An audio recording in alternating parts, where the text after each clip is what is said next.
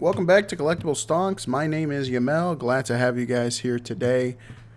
And I'm sure you guys have already seen this in the announcements page, and I'm sure you guys have already seen how successful Metazoo Hiroquest has been and continues to be.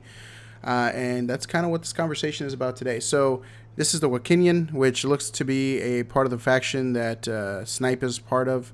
I believe these are called, I can't remember what the name is, but I know there's like extents, which I think those are the zombies, right? The undead. And then there's a couple other factions. And as you can see, these guys are basically like digitalized looking cryptids.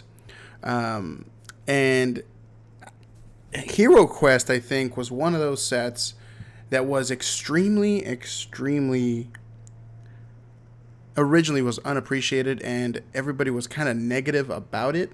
Now, granted, there was some excitement from some of the people, but for the most part, people were kind of like not really interested in the Hero Quest subset. I think one, because of how big it was, 66 different cards, and you would only get one pack per CD. The CDs were actually live for several hours, and I think one of the big reasons why people did not originally buy into the Hero Quest CDs was because they were saying, hey, like, how many of those booster packs or CDs will there be? There's probably going to be like several thousand of them, to the point where a lot of people who were only interested in flipping them or whatever they were really like, you know what, we don't care too much about it. We're just going to skip it. And then obviously there's people that don't really care too much about this type of subset. Hero Quest itself, when we first started taking a look at it, we thought of it as like a wacky looking set type of thing. I mean, really cool, right? Like, look at this artwork and everything. And we were completely undervaluing or underappreciating what it would become, specifically because, I mean, let's be real. We saw the Metazoo Hero Quest Mothman coming. Like, that was one of the first Hero Quest leaks, that they leaked on the main channel. And honestly, I'm surprised at how well the price is holding for these Mothmen. A lot of these Mothmen are selling for, now it's 350 to 400. Originally, when they first dropped, people were buying them for like the $200 to $250 mark. You could buy them for about $250 on most online Facebook groups and even on Metazoo Discords. But the Mothman Full Hollow is holding up value quite nicely. And honestly, I mean, I expected it to hold up value nicely, right? Especially, so I will say this. So based on what I have been seeing online and through different groups, right? A lot of these Mothman cards come with print lines, roller lines on the back of the card or whatever it may be. So if you can get yourself a mint copy of this card and you can grade it, I feel like this card is going to be a little bit more difficult to get in like a PSA 10, let alone a CGC 10, based on the amount of reports of how many people are getting these with some sort of surface damage, some sort of surface issue. It could just be something very small, like a small indentation that you can't really see unless you move the card in a certain way in the light. But because of this Mothman card is going to, besides that, this Mothman card is going to age extremely well due to the sheer number out there. I believe this has a little over, I think there was 30,000 packs. So if we do the math real quick, there was 30,000 CDs with packs that have a pack.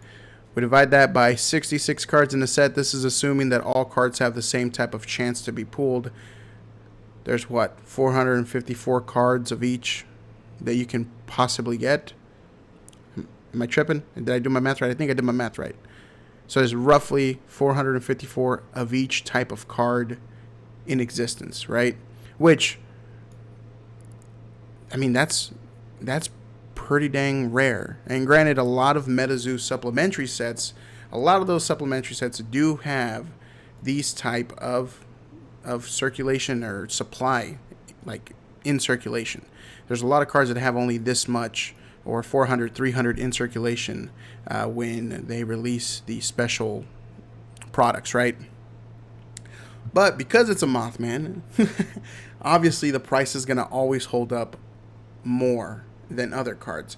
Now we started seeing several cards start going down in price. I believe originally when Hiroquest like started being received by people, we had the Loveland Frogman from Metazoo's Hiroquest. Frogman Hiroquest. We had the Loveland Frogman selling for about $150 to $200. Now you can get one. Look at that, $75. Buy it now. Current bid on this one's only $33. So like the prices of cards have started to come down, except for the Mothman, right? Now the other one that I haven't really seen go down is actually Hero himself. Hero from, let me see, Metazoo Hiroquest. So this one keeps going up in price. I remember when I first saw this card online, it was selling for like 120 to 150. Then it started creeping up and creeping up. Now it's at 225.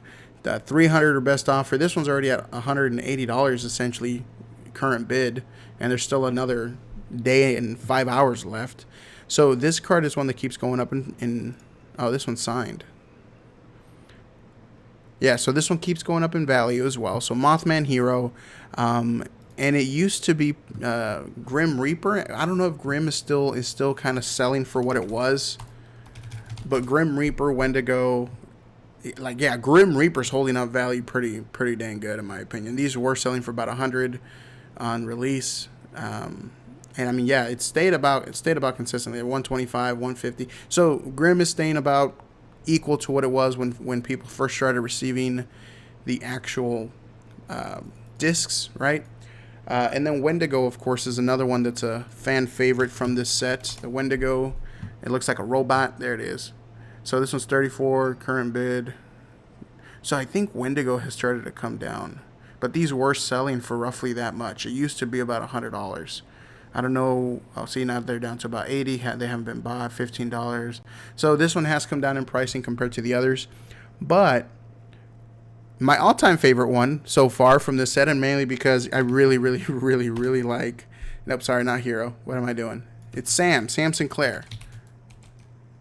So Sam in this Hiroquest, I'm surprised it's gone down this low considering how iconic this artwork will likely be going forward. Because, I mean, dude, if you don't know, if you're not an anime fan or you know, enthusiast, you probably won't know where this is from. But this is a very iconic scene in Akira, right?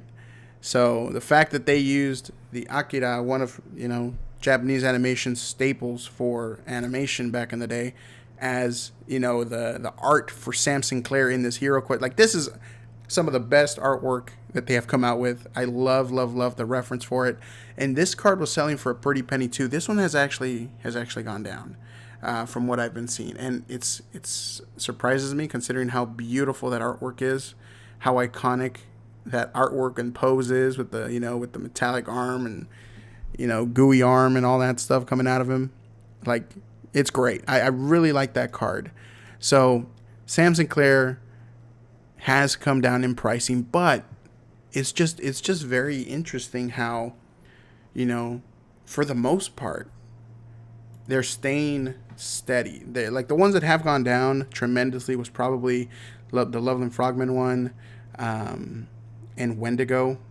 But for the most part, all the other cards are kind of staying steady at the same price. And then there's a couple of them that have gone up in price, like, pretty rapidly, from, you know, the $250 mark for the Mothman card all the way up to about $350 to $400 now.